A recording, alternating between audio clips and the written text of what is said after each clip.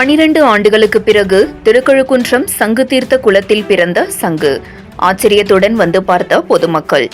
செங்கல்பட்டு மாவட்டம் திருக்கழுக்குன்றத்தில் பிரசித்தி பெற்ற ஸ்தலமாக விளங்கும் அருள்மிகு திரிபுர சுந்தரி உடனுரை வேதகிரீஸ்வரர் திருக்கோவிலில் சிறப்பு வாய்ந்த தீர்த்தமாக விளங்கும் சங்கு தீர்த்த குளத்தில் 12 ஆண்டுகளுக்கு ஒருமுறை சங்கு பிறப்பது ஐதீகமாக உள்ளது.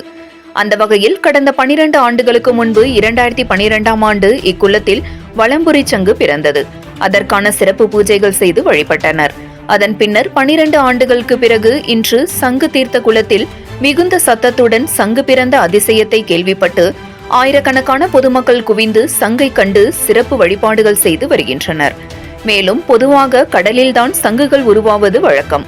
ஆனால் திருக்கழுக்குன்றத்தில் உள்ள சங்கு தீர்த்த குளத்தில் சங்கு பிறப்பது என்பது ஒரு அதிசயமாகவே பார்க்கப்படுவது குறிப்பிடத்தக்கது.